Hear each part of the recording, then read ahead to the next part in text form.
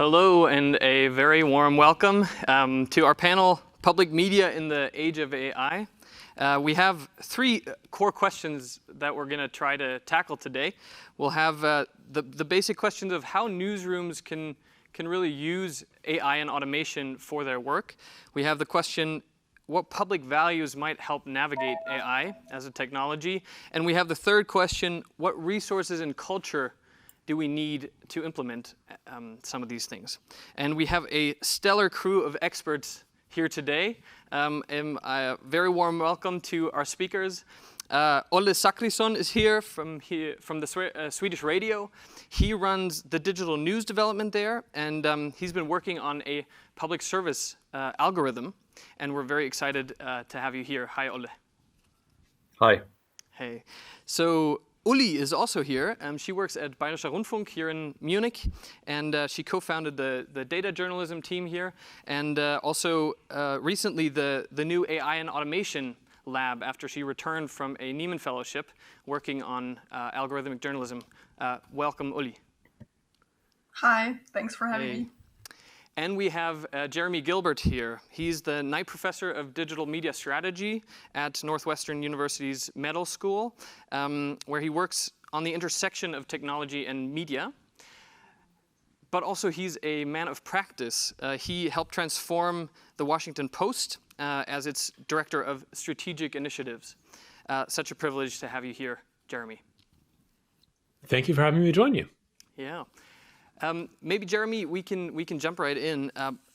I'm curious, how would you even begin to define AI? What are we actually talking about? I think it's less important to focus on a singular definition of what is and isn't artificial intelligence than it is to say, what is it doing in terms of serving journalists and media companies? So to me, often when we talk about news, what we're really truly talking about is automation. I don't care if the algorithms are autonomous. I care if they're helpful. I care if there can be positive measured outcomes and that if we can improve the kinds of work that is happening in newsrooms. Yeah, so you mentioned the word autonomous.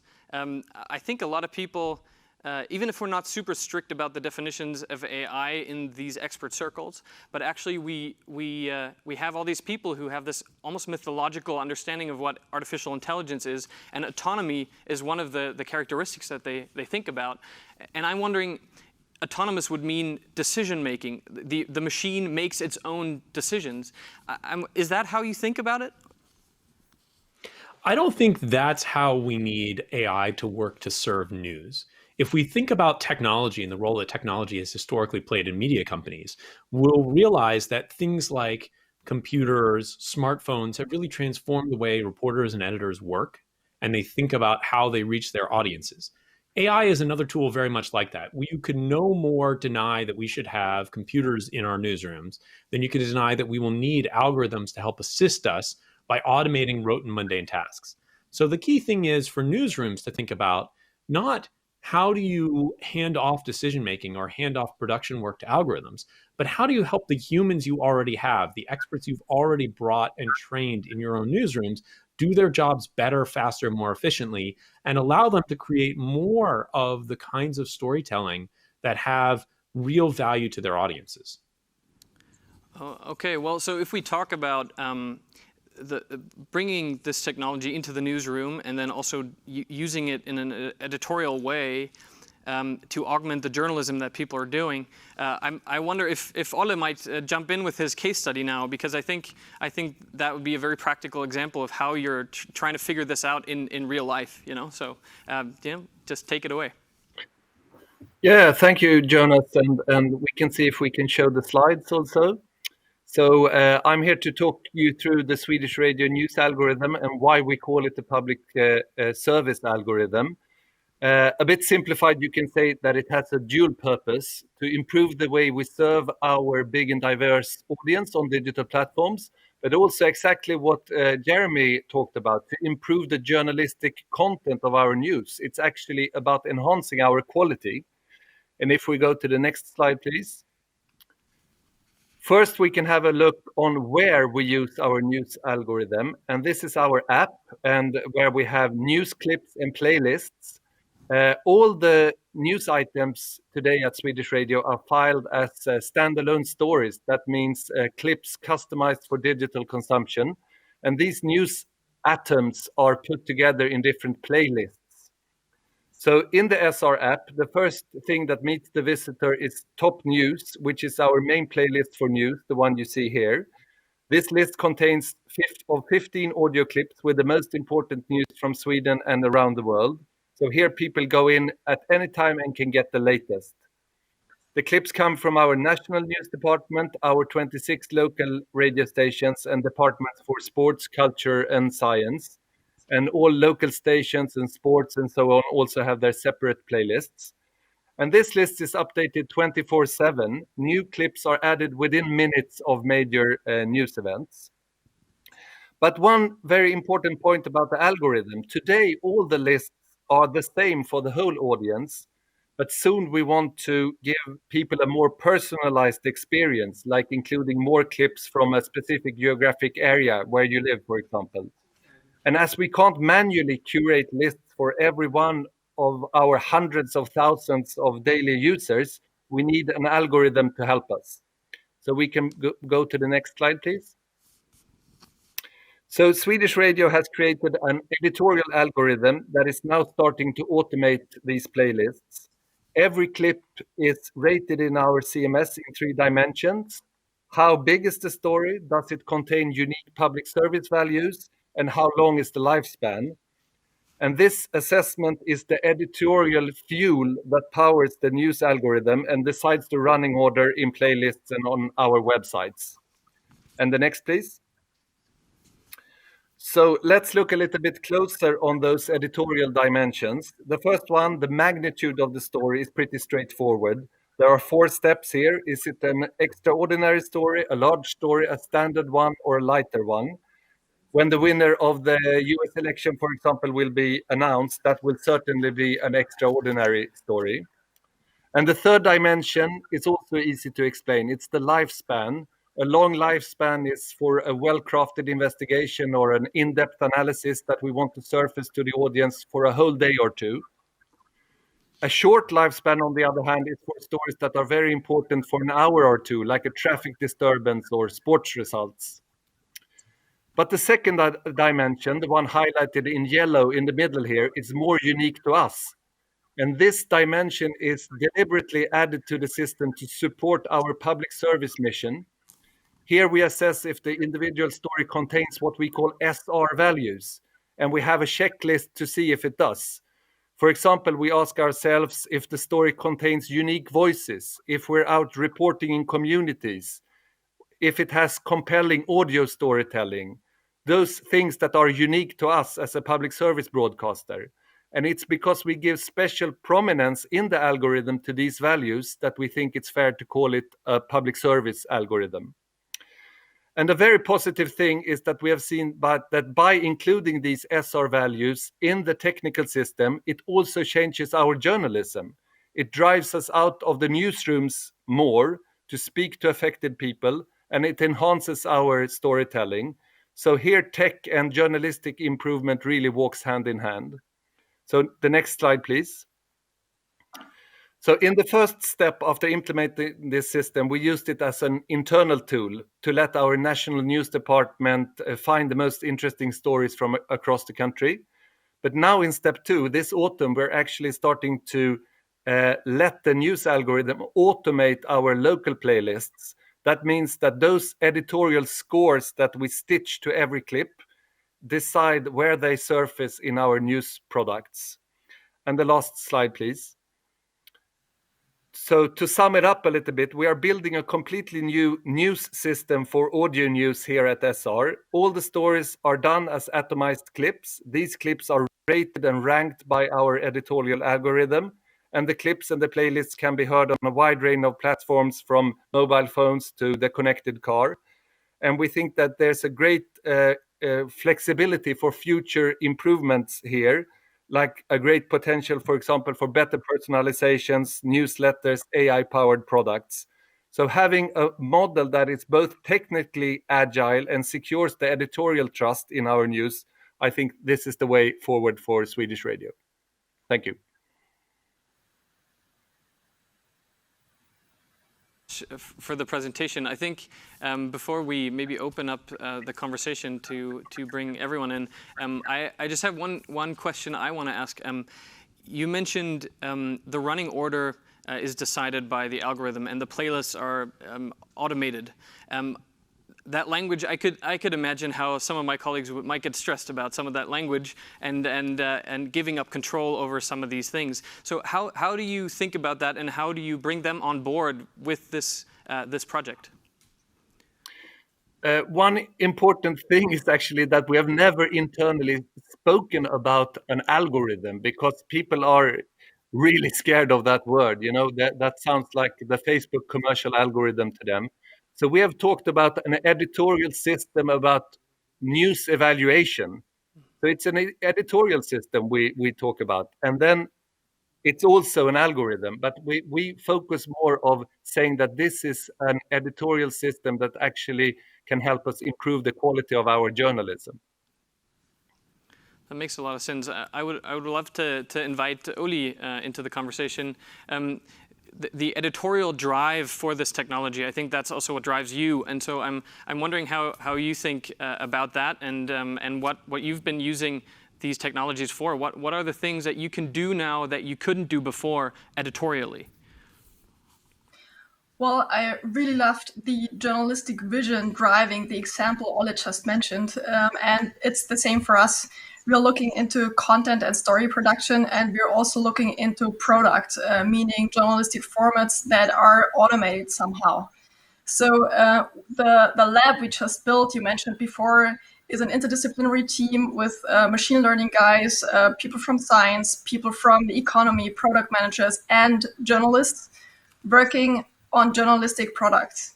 And I think the big task in front of us is now to reinterpret the role of public service media in the age of AI and automation. And I think we can do that by really merging machine and human interaction in a way that is really value-based and ethically orientated. So we are looking into algorithmic accountability reporting because we think it's very, very important to enable newsrooms to investigate algorithms. So we're looking into Facebook private groups and see what kind of content is there stored over years. That was the last investigation we just published. We also did a Schufa investigation where we looked into the Schufa score and shed a little light on the black box of this algorithm. And I think to spark a conversation in society on what kind of algorithms we want to have, how we want to have them, and how we don't want to have them is part of journalism right now. And also using all those magical algorithms for news production, because what Olle just mentioned, those lists and filters, for that you really need personalized content, and this goes to the core of AI. That just made me think, Jeremy, I don't know if you're going to jump in there, but I followed the Heliograph project, and I've just been wondering, would you maybe share a few thoughts on what that project actually was at the Washington Post? Because I feel like it speaks to a similar task there. Absolutely. I mean, I think one of the reasons that if newsrooms can afford to do it, it's very valuable to build your own algorithms, is that it enables you to have control. So you don't feel as an organization like you're ceding your values to another company because you don't understand their algorithm. You don't know what they're surfacing. Mm-hmm. With Heliograph at the Washington Post, our goal was to augment the kinds of journalism we were already doing. So if our human reporters were doing our highest value reporting, Heliograph could enable us to cover events that otherwise would go uncovered. Maybe we had data for them, maybe we didn't even have data, but Heliograph could help us find data. For example, with the 2020 election in the US, we expect a very different style of election. Historically, election night is when all the results are counted, and by the next morning we know the outcome. Well, because of COVID-19, because of a lot of other changes that are going on in the electoral process, more and more people are casting ballots that might be counted after election night. So, for example, for this year, the team at the Washington Post is looking at how can we cover a lot more races than would be covered by the humans in the newsroom, and how can we translate those races from text into speech, and how can we distribute those races in a customized way so that the people in certain geographic localities get the race results that matter to them and wouldn't matter to other people. That kind of both scale and personalization is what a homemade algorithm can enable you to do. You know what it's doing, you know who it's reaching, and it allows you to add to what your values are around serving your audience without in some way placing them inside some kind of filter bubble. Olle, I'm wondering, so you're also designing an algorithm, and like Jeremy said, you're not ceding that authority kind of to some other technology platform or something. You want to do it yourself. But why do you do this public service algorithm? And you're not a tech company, but you're a media company. Why are you working on this technology? I think it has several different reasons. One is what I tried to mention there, that we want to give much more personalized products. So, and we can't do that manually. We also want our journalists to kind of put their time into really enhancing the journalistic quality. What Jeremy mentioned with investing time in kind of things that really can improve things. For example, moving stories up and down on a website. That is something that humans have traditionally done, but it doesn't add so much, you know. Maybe it adds more that you can go into the actually article page and kind of add another picture or add another quote or change the headline into a more compelling headline. So we want to automate those tasks that aren't really where the human eye isn't really needed. Thank you so much.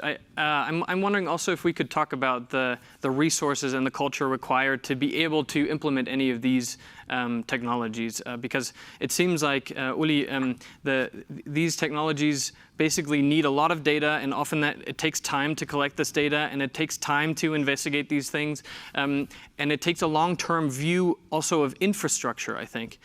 So how with in day-to-day management, how do you get that long-term view and the basic infrastructure in place to even be able to start any of these projects?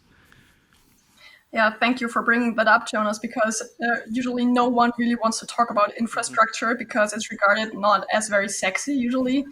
But this is really the basis for everything we're talking about. Those lists Olle just mentioned before, or those personalized texts Jeremy just mentioned, this really goes into the core of how we store our content as news outlets. We really have to keep everything in a cloud. We have to have flexible APIs, and we have to think about how we want to store our content. Because if we want to talk about a 45-minute video, we have to think more about the chunks we can make out of this video. So ideally, we can cut this video in pieces that make sense. So we need some kind of topic extraction. Again, AI, you would need for that to do that automatically, and enrich it with metadata. And then you can get fodder for those filters and for this Spotify-like lists Olle just mentioned before. So we have to make long-term decisions now to really be able to use this kind of content down the road in 2 or 3 years.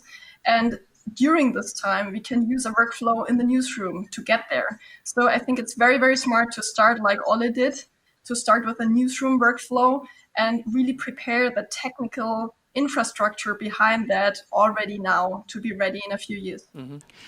Jeremy, you a few years ago, you had a decisive moment in the history of the Washington Post. Jeff Bezos bought the paper, and it seems like there were a bunch of strategic initiatives of which you were the director of that also had to do with his tech background. And I'm wondering how you think about that influence, this kind of technological influence on the media company, and how it transformed, and whether any of those like infrastructure and research or structure changes actually affected any of these projects, or maybe even made these things possible. It certainly helped us change the culture in some very healthy and important ways. As Uli mentioned, what it enabled us to do as an organization is to really think about and concentrate on the technology in ways that we hadn't before. That the newsroom had felt like its job was to find stories, tell stories, and distribute stories in the same way they had for, in some cases 100 years. So in print, sure, and even digitally for the last 20 years, we produce the same product for everyone, regardless of their interests or intentions. And so I think what we need to do today is take a much more user-centric, much more human-centered process for identifying the needs of our audience and then meeting them with technology. It's not enough to have a conversation about bringing more technology resources and more capabilities in. As Uli mentioned, it's absolutely critical that we have the tools in place, the APIs, the access to information, even a common language between the technologists and the journalists. But if you're not thinking about what the actual needs of your audience are, you would never come up with a solution like Swedish Radio did. Swedish Radio knew that they need to atomize their news, and the Washington Post knew that they needed to offer geographically centered election results because we listened to what our audience wanted and saw what they were looking for. And instead of just saying, we will give you the same results regardless of where you are, we said, we can give you results that are specific to what your interests are. And so the reason we need AI is because we understand that our audience has more choices than they ever did before, and that we can't be a mass media company in a way that offers one product for everyone. We have to be a mass media company in the way we reach masses of people, but in very individualized ways. Olle, do you want to jump in, Olle? Yeah, it's a very elegant way of putting it. But just to add another reason why we should do the systems like that within also public service companies is, of course, that the tech giants that we're competing with, they want to do exactly this kind of stuff with our content, you know? So, for example, Google, they would like to use our news audio atoms to kind of compile new products. And Spotify, the Swedish company, is the same. They're also very interested in that. And it would be a shame, I think, if they did more innovative stuff with our content than what we could do ourselves. And I think also to kind of have a better insight in how you can compile new products algorithmically also can inform us better when we have the discussions with the tech giants to see whether we should let them do that with our content or not. So it's also about learning more of what they do. Yeah. I have a question for all of you. Often at these conferences, we present the best cases. We present the shiny objects, the kind of sexy projects, as Uli was saying. And often, what's not shared is for the one thing that works, 100 things went wrong. And I think that sometimes leads us to not even try to adopt a culture of experimentation. And I'm wondering, with all these kind of possibilities of A/B testing or trying out different things, it's really cheap to start something, and it might also be cheap to just cut it again. So digitally, you have all kinds of experimentation options that you didn't have before when you had big, expensive infrastructures. So I'm just wondering to all of you, how do you think about experimentation as a part of this whole culture change? Who wants to jump in, guys? Go ahead. The thing that I would be glad to say is that I think it's too easy to say we as an organization or we as a culture would embrace failure. What we have to do is embrace learning. Learning is very different than failure. If you embrace learning, then you can have an outcome that isn't the outcome you wanted, but as long as you know something that you can avoid doing in the future, as long as you can take the lesson from the failure and move forward, then that's very different than just failing. Just failing leaves you with nothing. Learning gives you something that you can build on. And at the Washington Post, we really tried very hard, and what we're doing at Northwestern is trying very hard to make sure that we're learning even when the outcomes aren't what we're looking for. And I'd love to add to that, learning together is crucial. So getting everyone on the table, that is important for an automated product or project. That is really not easy because it goes from content to product, from IT to journalists, and you have to have the backing of the senior management. So it's really a company decision to learn together and to fail together. So those small interdisciplinary teams like ours might be the core for something that spreads in the whole broadcaster or news outlet. Yeah, maybe Olle, do you want to jump in? Feel free. No, but I was just going to say that I think it's very good that we try different things, test different things, Yeah. different designs, different presentational ways, different ways of visualizing news. But one thing that we try to refrain from doing is kind of um distorting our journalistic content, because we don't want to do kind of experiments that would erode trust, in our news stories. But we it's okay if we fail with presentations, but we can't do, for example, automatic translations that are completely fake news or something like that. So we have to do it in a responsible way. That's what I'm trying to say. I really do believe strongly that we can use algorithms to help build trust and to help break down some of these partisan walls. One thing we tried at the Washington Post with some success is when visitors to the website were viewing a topic like immigration in our opinion content, if you were viewing a right-leaning columnist, we would also surface an article on the similar subject from a left-leaning columnist. So I think, for example, you can say we can find ways to use algorithms to help build trust. We can find ways to help algorithms break down biases, especially partisan biases, as long as that's your goal from the start. If you just say your goal is more time, more attention, more clicks, then you'll end up leading your organization in some ways that will break down trust and will break down credibility. But if you start from a place of how can we use these algorithms to do better, to enhance our values, then you can also do that. And you should always be transparent about your goals, I think. If you are not transparent, then you will definitely lose audience.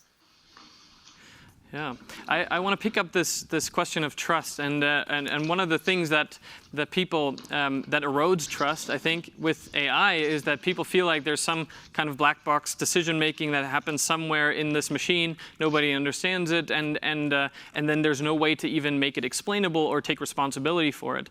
One of those examples could be Microsoft's decision to automate all their news. They had a management change, and then everyone decided together in management that now they would fire their journalists and make huge changes. That's exactly the thing that I think a lot of journalists are worried about. You're now starting to curate with a technology. Do you even still need us? And I think I just want to ask you that question on behalf of all my colleagues. Don't you still need us? What's our role in this? How can we be a participant in this technology? Who wants to go first? I would say I think our what you role saw is a on much Swedish radio. strategic role. Now everyone is talking. Go ahead, please. Jeremy, how about you start? Oh, I was just going to say that I think what you saw from Swedish radio is a really great approach, that you want the building of your algorithms, especially ones that are impacting editorial judgment, to be collaborative, to be open, and to have clearly defined values that probably your audience would never see. But if they wanted to, if you could make them accessible, is really wonderful. If you say, this is why we're doing what we're doing, this is how we're customizing the report for you, then people will be or should be more comfortable. Uli, do you want to join? No, I'm really glad you said that, but I think a very big risk is that there is a big black box around the end goals of your algorithms, and that we can see a very big lack of transparency, for example, from some of the big tech giants. People don't understand why are they using it. It's for some commercial reason, but there's not the transparency. We try to be very open with what is our end goal. Yes, it's to serve our very big and diverse audience better, to make our services more relevant for you. We don't have any kind of clandestine goals in the back of our head, because we're not a commercial player at all, So that's why to always be able to enter into those arguments and to kind of explain yourself, I think that's a very, very important aspect for us. Thank you, Olle. And now, unfortunately, we have to make a let's say, a comma, not a full stop. We'll continue the conversation in other contexts. I want to thank you so much. What I learned today is algorithms are always optimized towards something, and the big question is, what is that something, and how can we lead it to a public service something? I want to thank you so much. Your time is precious. Thank you for spending it with us today, and bye-bye.